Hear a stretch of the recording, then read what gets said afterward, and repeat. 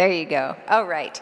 Oh, friends, thank you so much for being here. We invite you to please come in. Please take a seat, and we will quiet ourselves. And we're a talkative bunch, but we will quiet ourselves and prepare ourselves for this great opportunity to have a very special guest with us. I'd like to welcome Malcolm Newton to the lectern, also a Montview member who will introduce the mayor. Thank you, Pastor Clover. Good morning. As you heard, I'm Malcolm, and I want to welcome you all to Montview Church Adult Faith Formation, and especially those who are listening online. Welcome.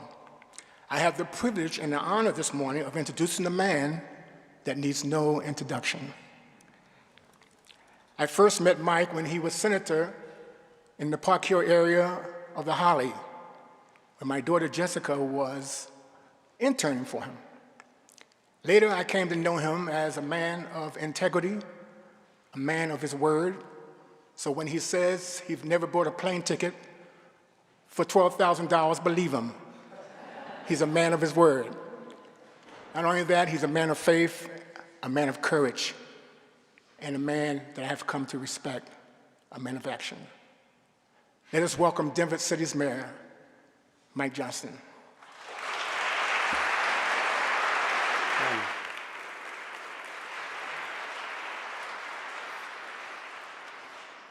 Good morning, man. Thank you so much.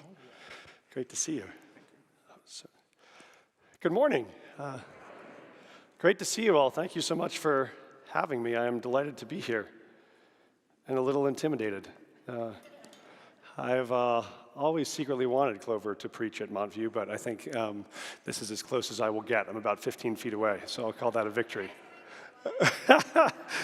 But I mostly welcome the invitation on reflections about faith, and reflections about faith in the moment that we face some of the most challenging, probably moral and political times, certainly of my lifetime, maybe of any of our lifetimes. And the question to me seems to be, how does a person of faith show up in a moment of such profound conflict? I went back this morning and reread all of Matthew as my morning study, because it is a remarkable tour of force in many ways. And there's a section that Clover and I were talking about that I thought I would start with reading from, which was the section I read when I went to testify before Congress about our practices around welcoming and supporting migrants who have come to the city. And this is one, this is my dad's Bible, which I love to keep. It's one that you probably have heard before, but it seems to me compelling in that it gets very clear in very complicated times on what we're called to do. And first in Matthew 22, a couple chapters before this, Lord says quite clearly, if you're wondering what is asked of you, it is very simple. He only restates two commandments. One is to love the Lord, and the second is most powerfully to love your neighbor as yourself, which seems like a clear charge in difficult times. So then the section in Matthew 25:35 says, "For I was hungry, and you gave me food. I was thirsty, and you gave me drink. I was a stranger, and you took me in. I was naked, and you clothed me. I was sick, and you visited me. I was in prison, and you came to me." Then the righteous will say to him, "O Lord, when did we see you hungry and feed you, or thirsty and give you drink? When did we see you a stranger and took you in?" And the king will answer, saying to them, "Truly I tell you, inasmuch as you have done it to one of the least of these of my brethren, you've done it to me." And so that to me seems the call of what is it that we are meant to do in these times, which is fundamentally love your neighbor. There's a wonderful theologian who I love, his name is Barbara Brown Taylor, who has a wonderful line, who has said, increasingly these days there is only one line that I draw.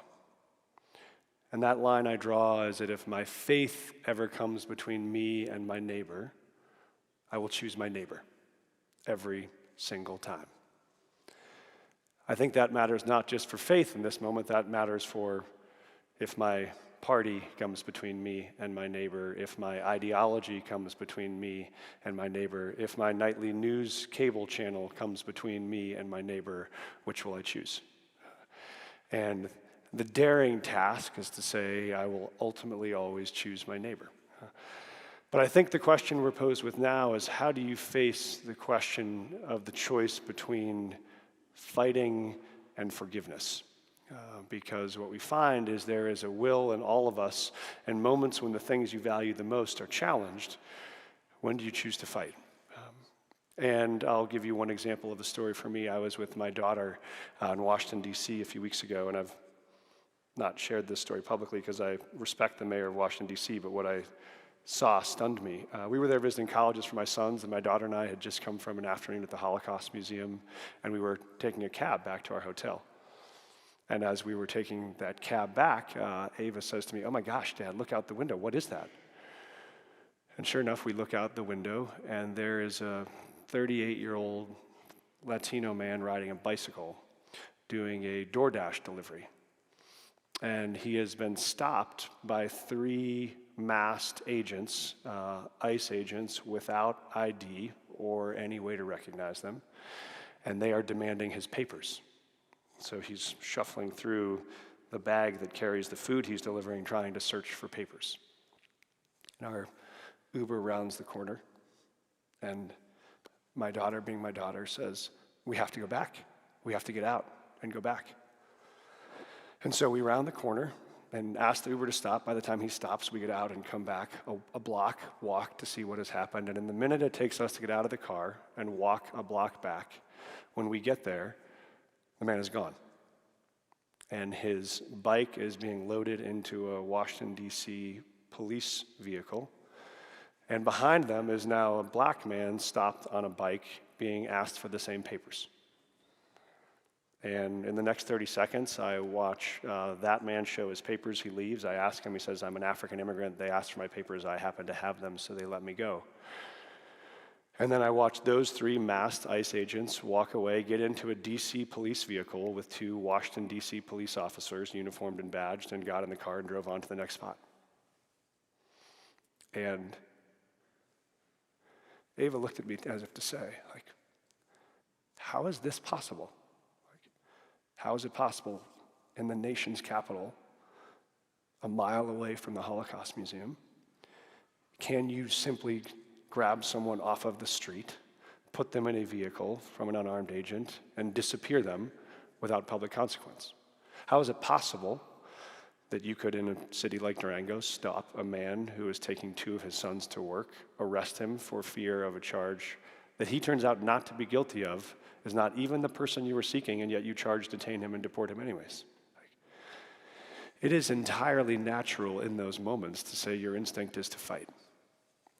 And what I found remarkable about rereading Matthew is actually, while certainly Matthew and the New Testament is the place of turn the other cheek, what is interesting is actually the 4 verses that come after the one I just read, which is we say, okay, we are all called to clothe those who need us, feed those who are hungry, house those who are unhoused. But what happens if folks don't do that? What is the consequence if you refuse to feed those who are hungry? What is the consequence if you refuse to house those that are homeless? Well, in this, the Lord comes back and says,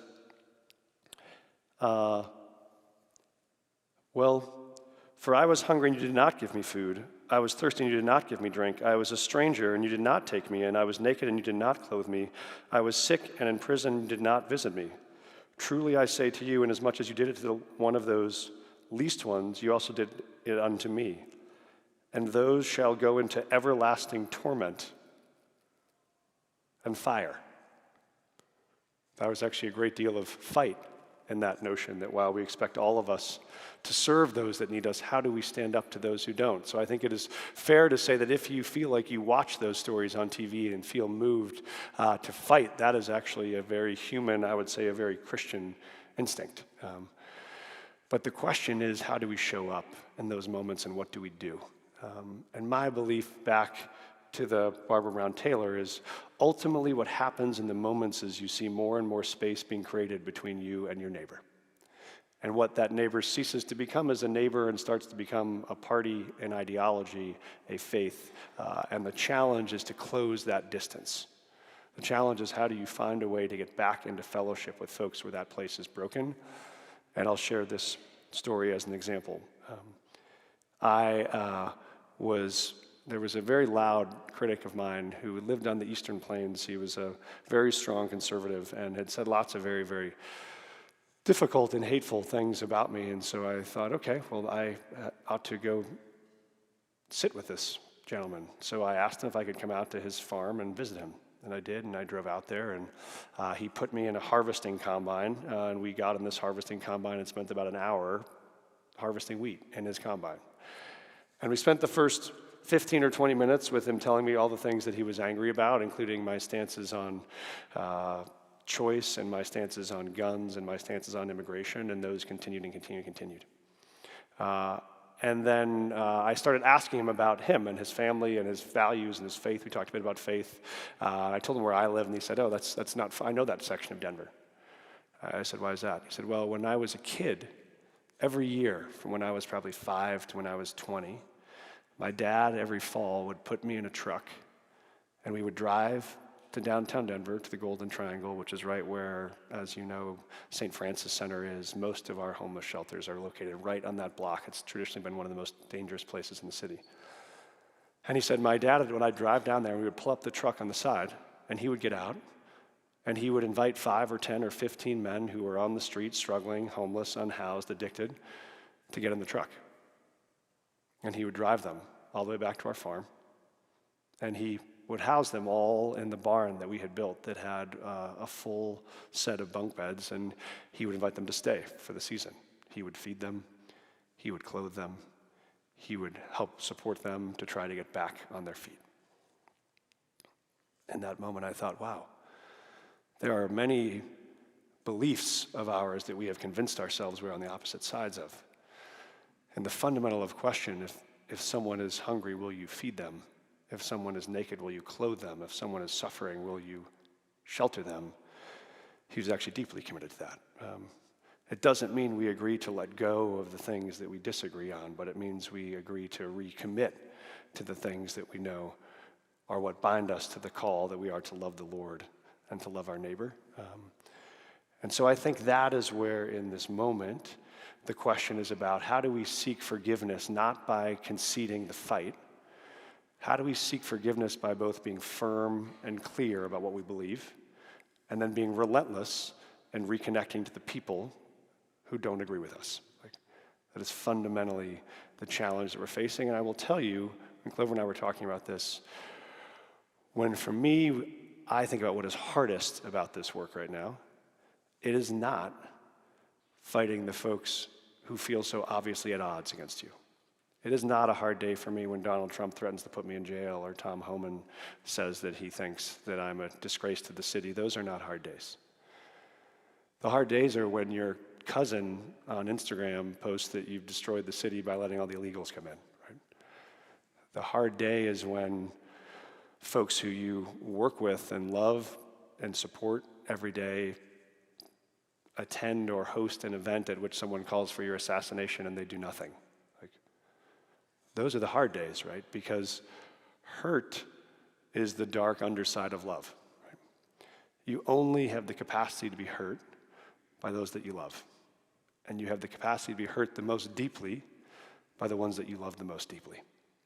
Which is why the real question is, how do we in this moment be able to keep close the ones that we're most at risk of fracturing? And I'll just, when you think about the ultimate story of betrayal in this book, right, you think about Judas.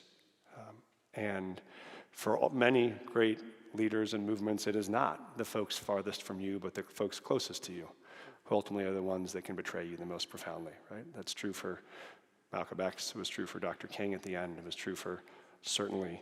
And what does, and in that moment, right, remember Peter is there and Judas comes in and Peter draws his sword to fight Judas and he says, no, put away your sword.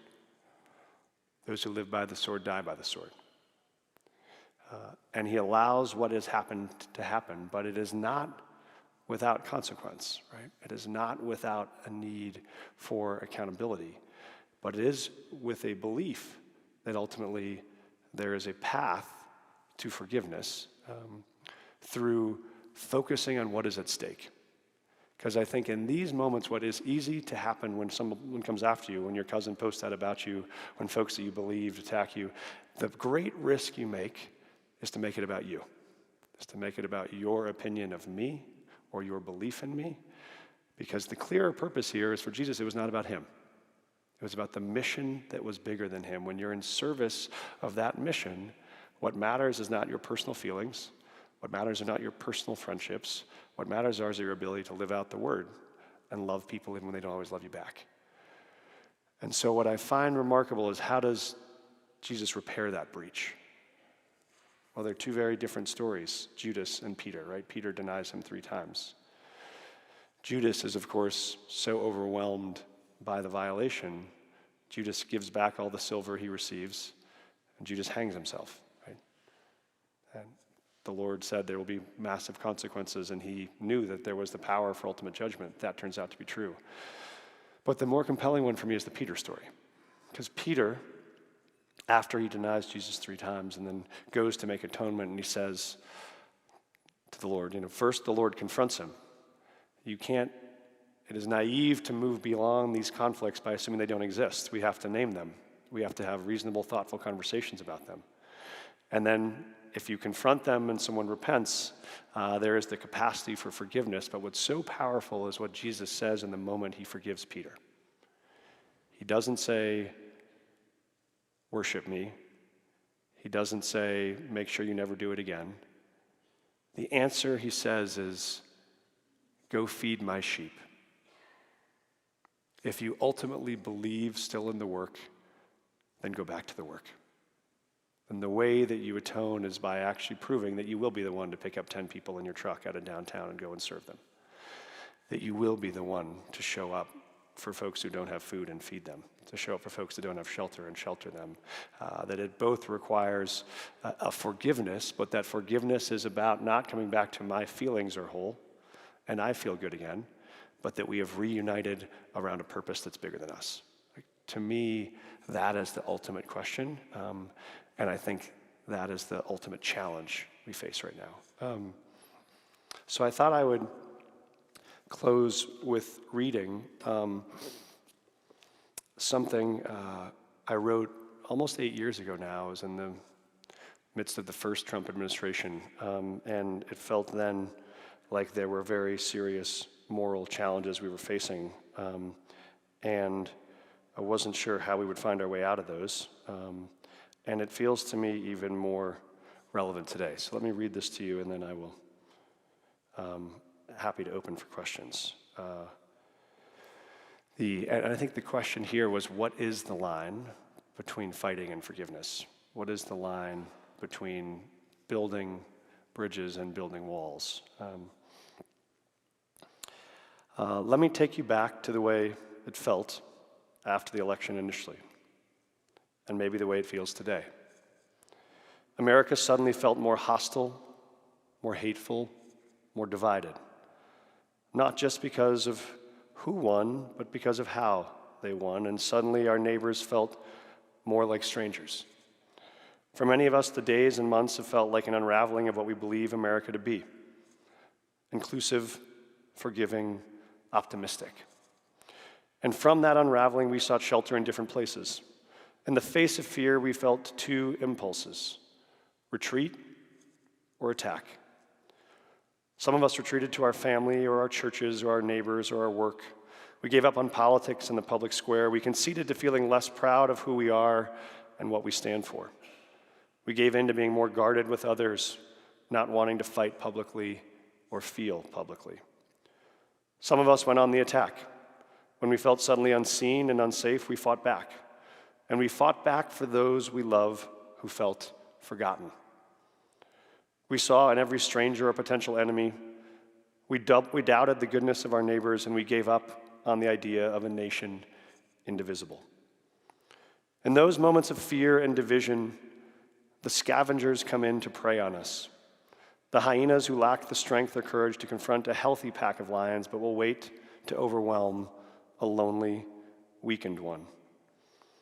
For the first time in a generation, the neo-Nazis and white supremacists and internet trolls saw their opening in a moment when we felt so much smaller and so much more alone. In places like Mother Emanuel and Charlottesville, we saw hyenas standing over our fallen lions. Both retreating and fighting in the face of division are entirely logical responses, but they have never been the American response. What both fighting and retreating have in common is that they make us smaller and weaker and more alone. When we are retreating, we are pushing everyone away to draw the windows closed. When we are fighting, we are so focused on who is standing opposite us that we forget to see who is standing right beside us. That was the world we entered.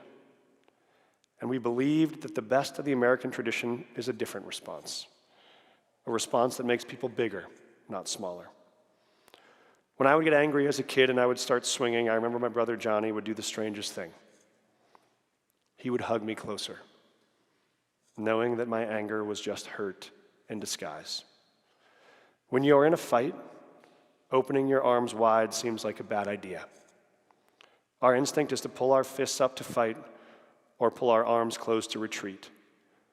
Opening your arms wide like Johnny did with me is the most certain way to get hurt. It is also the most certain way to get healed.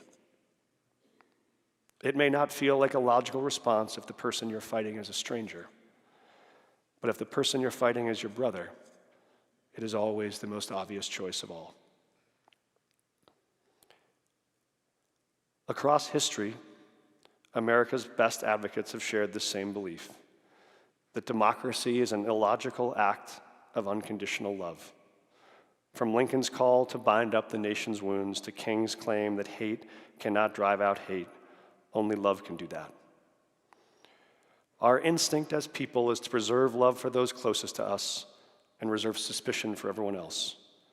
But the essence of democracy is that it calls on our ability to do something that feels unnatural, to love those who are different than us, to knock the door of a complete stranger, to start a conversation on a street corner, or wear a shirt that proclaims that you believe without fear of being rejected or shame of being ridiculed. It calls in the moment not to fight or retreat, but to recklessly, faithfully, openly love back. That's all I have to say.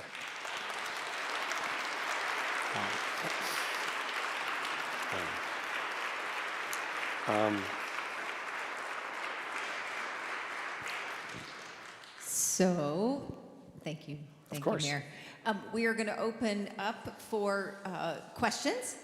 The mayor has generously offered a good amount of time for your questions, and we have a few folks who are going to run around and take the mic to you. We'll probably go back and forth, which is a good way of doing it. All right, and just questions, not comments or commentary. Okay, that's just a good Testing. All right, anyone over here? Oh, you got it? There. Mr. Mayor, thank you for being here. Of course. And thank you for your words. How can we help, in a literal and practical sense, those who are being disappeared? It's the most gut-wrenching and overwhelming thing, as you alluded to. And I think your words spoke mostly to how do we bind community, but I'm not sure still what to do for those folks who've been kidnapped. Yes. And this is why it's a helpful wrestle to me between both values of fighting and forgiving. We are fighting with everything we have on this battle right now. We, I think, have sued the president maybe 17 times over the last 6 months on each of these things. And this is one where, we also believe, what I find in Matthew and everywhere is the willingness to turn the other cheek never means a willingness to compromise on your values. Right? Both can be true. And so for us it is, we were given the opportunity / the demand from the federal government that if we wanted to continue to be eligible for federal funding for things like roads or bridges or after-school programs, we would have to disavow all of our policies around diversity, equity, and inclusion. We would have to disavow all of our policies around being a welcoming city for folks who arrived that needed it. We would have to disavow all of our LGBTQ supports. For instance, they wanted us to ban any services we offered in the city that targeted folks that were in the LGBTQ community. And we sat down with our entire cabinet and said, this is the choice. The choice is if we say no to this, there will be programs in this city that will be unfunded, and there will be dollars we will lose. But if we say yes to this, we will abandon every one of those principles. So unanimously, we all decided we will not be blackmailed, we will not be bullied, we are not going to change a single thing we've done or written or said. We will double down on those. What we will also do is sue you in the US court system under the belief that there is no grounds by which you can cut federal or state funding to a city based on legal principles that they hold. And in the same way, there is no grounds under the Constitution that you can disappear someone without due process and send them to a prison in a foreign country. And so we're suing on every one of those. Jeanette Vizqueta is a great example, right? That was one where I think if you know Jeanette, the local activist, she was targeted because she was an activist and detained, and we're in the midst of supporting lawsuits on those fronts. And so I think we have prepared multiple times for what that incursions would look like. What happens if they send the National Guard to Denver? And I got in some trouble early on by saying that if that happens, I think the residents of Denver will be lined up at the county line to say, you're not welcome here. Because I think people fundamentally misunderstand the nature of who the folks are that you'd be coming to take and who the folks are that would be doing the taking. As a former school principal, I had many of my former students who were undocumented, who when they finally got citizenship, the first thing they did was join the US Army or join the National Guard. And they would say to me, Mr. Johnston, don't be mad at me. I want to go to college eventually. I just want to give something back to the country who's given me so much. What I think the administration misunderstands is not who will be getting pulled out of the classroom as a 7th grader sitting in history class, but who is the person you'll be asking to take that girl out of that classroom, who is themselves a student like mine, who is a very diverse Americans who love the country. So we will fight legally, we will fight with civil disobedience, we will always be peaceful, but I think we think raising our voices in this moment matters. And so far of the 4 suits that have been decided, we've won all 4 of them that have protected all of the funding sources we fought on. And will now, we think that with the successful fight over food benefits on Friday is the next round. And so at every stage of this, we will keep fighting on those and we will keep engaging anytime we can. We've insisted that folks cannot access courts in our city, they cannot access churches, schools, hospitals, and we have not had any infringement on those sites. We're prepared to sue if they ever do. And so we've tried to make sure people feel safe in all those settings. Thank you. Anyone else?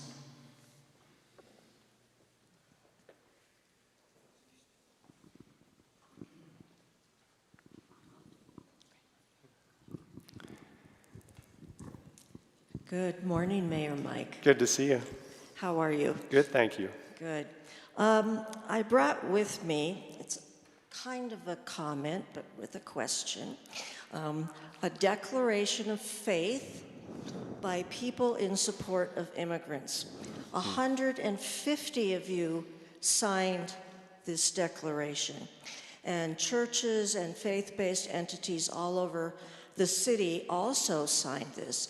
And it was taken to your office and other offices. I brought you 2 extra copies so you can commit it to memory. Thank you. But my question is, your words ring so true. As people of faith, how do we continue to not fight, but to be involved in all of this in a worthwhile way? What can the city do to help faith-based entities to show that that we really are actively pursuing and actively in favor of supporting immigrants. We also have 5 different faith-based religious entities that have signed off on this. So it's pretty broad. It's great. Yeah. Thank you for doing that. It's great to see you. And I think for us, the real question in this moment, probably for the folks in this room, is what does faith in action look like in moments like this? And how do we have faith in action without faith having to be political, right? Because we understand there's both a desire to keep those things separate, but to say, as people of faith, we have values, and those values are things we believe in deeply and we will protect passionately. And so Clover leads a group of faith leaders across the metro area that I sit down with occasionally, who are people devoted to faith in action and looking for where are the places where we can engage clearly, where our congregations care. One obviously has been supporting newcomers who are here and at risk of being persecuted or being charged and removed. The other, frankly, will be food. If we were facing yesterday, 100,000 Denverites lost SNAP benefits yesterday morning. That's 1 in 7 children in Denver lost access to food benefits pending the restoration through the court. If you just think about that as if you had trick-or-treaters at your house Friday night, 1 out of every 7 kids who came to your door with a bag in their hand would wake up the next morning with what you put in their bag being the only thing they had on their table. That is a dramatic moment for people of faith. And so I think there's a real opportunity for us to continue to mobilize around these actions. What we'll try to do is find specific things where we can mobilize the community, whether that is around food, whether that is around services and supports for housing or legal representation, and I think that will become apparent as we move forward. So if Clover and I are in close touch on that for concrete options. Let me say one more thing, which I think is so powerful about what folks in this community have done, is what you'll see happening now is in places like Castle Rock, where there was a teacher who was an immigrant who actually had work authorization, was not undocumented, but was removed from the school, and you suddenly have in what is a very conservative Douglas County that had actually vehemently opposed and called us out for our policies around welcoming newcomers, were suddenly quite angry that one of their own might actually be taken.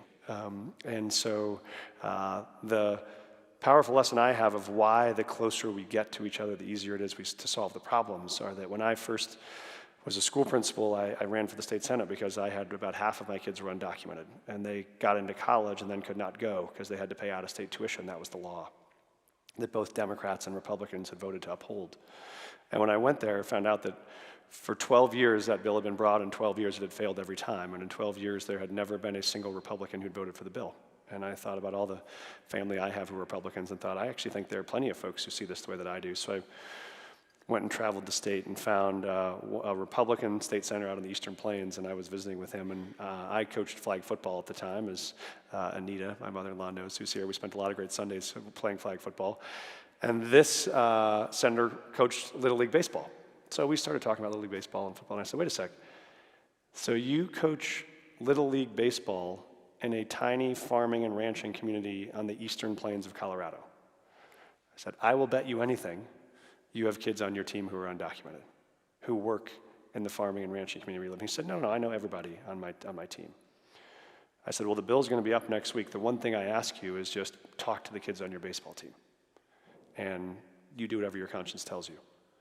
And he goes home for the weekend. I'm sitting at my desk Monday morning. He comes up to me very quietly and says, my first baseman is undocumented. Hardest working kid on my team. My son's best friend since first grade. He said, call the bill up for a vote today. And he became the first Republican in Colorado history who voted for the bill on the floor of the state Senate. Not because I was smarter, not because my argument was better, but because it was revealed to him that the very people he sees every day and tells to this kid, you just got to run harder and work harder and anything is possible for you on the baseball field, couldn't be false when he goes to school and gets straight A's and can't go to college. Right? It's fundamentally reconnecting people to each other in a way that says, not that my values are right, but that your values are right. And I think that is what faith communities do at their best, is how can we connect people to folks who share certain values, may look or speak differently from each other, but in that reconnection, find a shared set of commitments. That is what we're really pushing faith communities to do, and we hope they can do on the road ahead. That's something Montview's done for a very long time. Mike, the shirt that I gave you is from an organization called Hungry App. And you're talking about food. And they're here today, and they have an answer for you in terms of feeding people. Great. This is John. Hi, how you doing? Good to see you. Good. I think you can see me from this corner. I'm a Nigerian immigrant, came in, went to Colorado School of Mines, did electrical engineering. Are you Igbo or Yoruba? Yoruba. Fantastic. Welcome. So glad you're here. Thank you. And with my background, I mean, I worked for Peter Kiewit and Sons, and T-Rex was going on back then, and then I went back for more pain at Colorado School of Mines and did petroleum engineering, and then worked for Saudi Aramco and all these oil and gas entities. But one of the things that struck me the most is technology was built to connect people. And we have phones in our pocket that we doom scroll all day doing other things. And so not for SNAP or the situation that we have here, but in 2023, I started working on a project that, just a couple months ago during United Nations General Assembly, Clinton Global Initiative announced that top 10 in the world out of 1,200 projects. And all it does on your smartphone is you have a plate, you list it, it pings anyone around, connects them intelligently, manages the quantity and timing and location and privacy and all of that, and you share.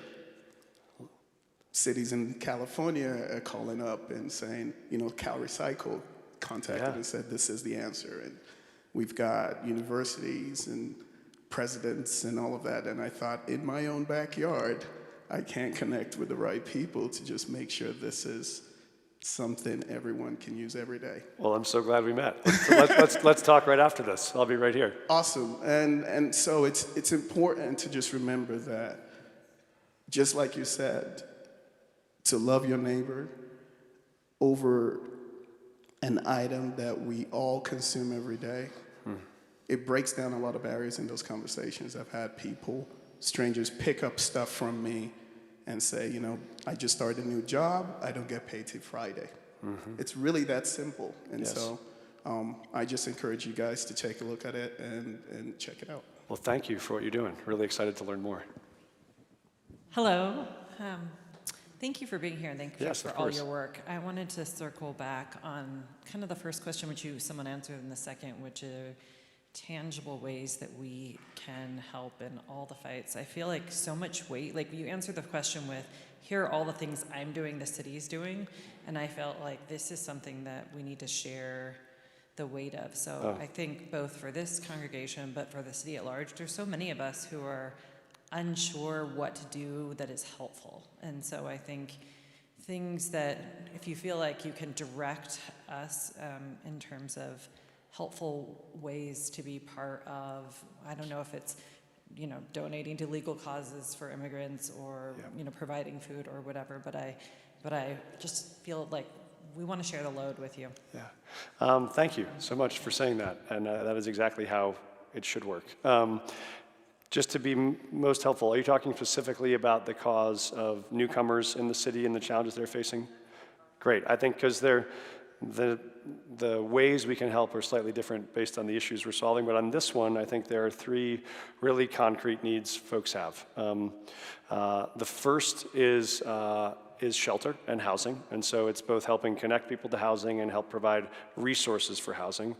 The second is work and access to work. So if you have folks that literally are hiring and have open jobs, we have folks who are looking for jobs, which we'd love to create access and connection. And the third is food. Like there is the direct need for food. That's a citywide need right now. We think that will hopefully go away and there'll be more targeted needs. But I'll tell you the biggest challenge for us right now is with a great engagement of community volunteers, when the first wave of folks arrived, we really focused on work authorization as the direct strategy, and we work authorized almost 6,000 people with nonprofit partners and us together, volunteer lawyers. That is why we don't have large encampments of folks that are newcomers anymore, is because they have jobs and they are in housing and they are mostly supporting themselves.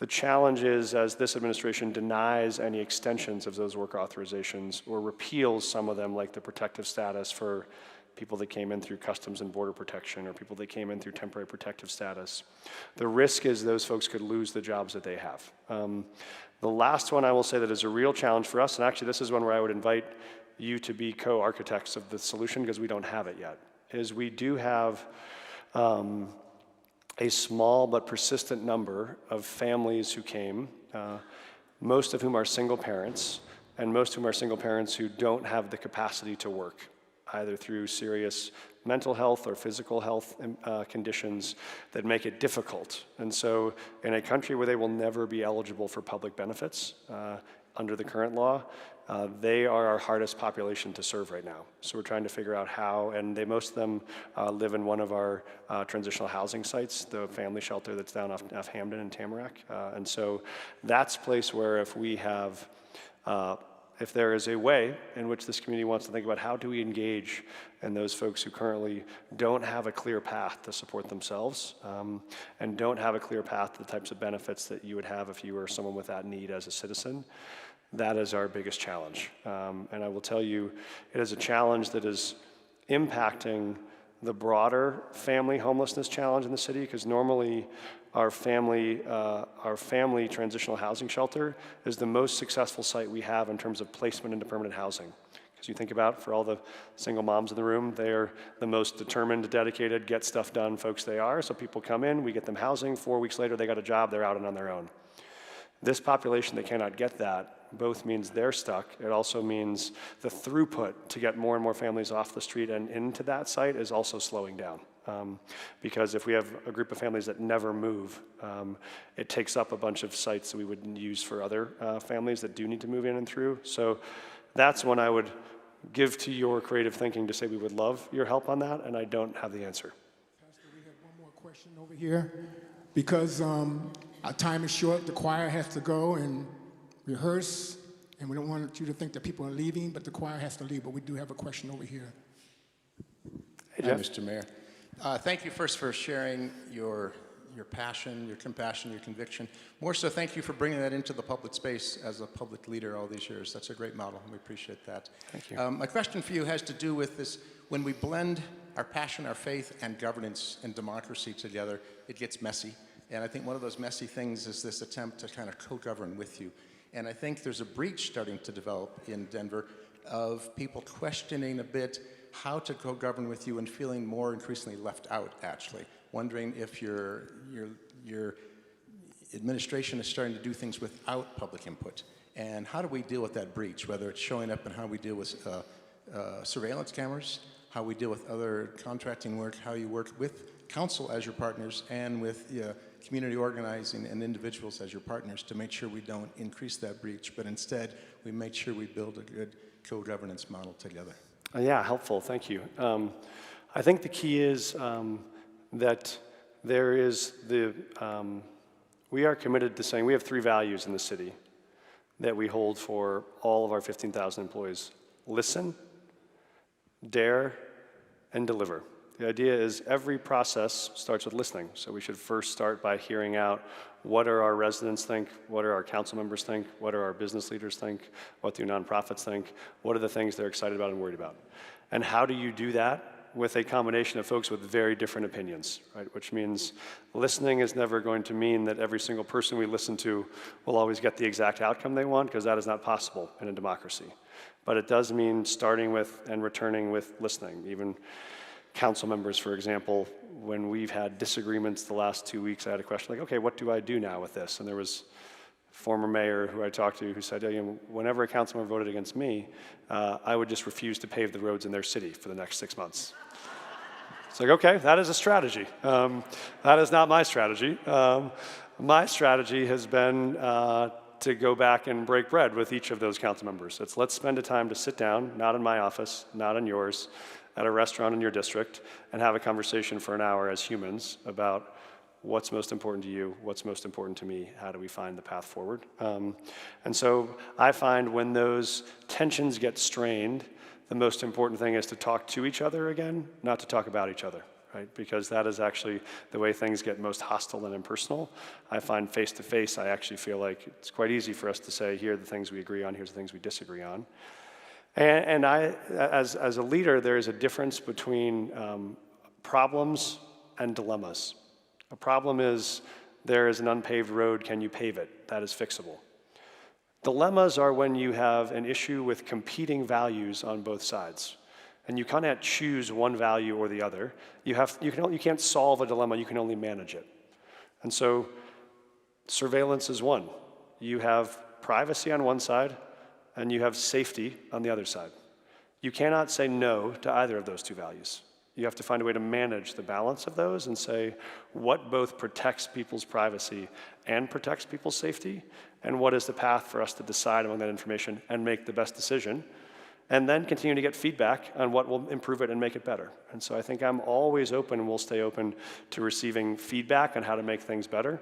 It does not mean that we will always agree. It does mean that I'll always be transparent about what we decided and why, and that I'll always keep listening. But for me, I'd say the message for you and for me is, at the moments that feel like the greatest breach are the moments when you have to stay in the closest conversation, because that is the biggest risk, is that people who love and like each other and believe in the same things begin to believe they are opponents when they are just actually both trying to serve two values that exist at the same time.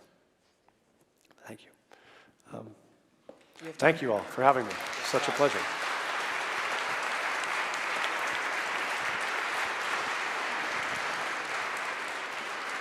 We do thank you, Mayor Johnston, so much for being here and sharing your faith. This is not probably a regular opportunity you get to speak to your faith. I don't often speak with the Bible in my hand. That is true.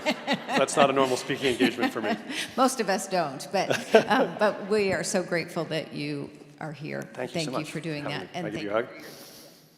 Your good work. Thank you all for being here, and the Adult Faith Formation team for bringing Mayor Mike. And the next 3 weeks, we will have a continued conversation around Matthew 25, focusing on immigration next Sunday. The formerly incarcerated, and then I think hunger and the unhoused on the last series. So. The last of the series. Anyways, thank you, and go in peace. For those of you staying for 11 o'clock, you can still be in peace, but stay here. All right.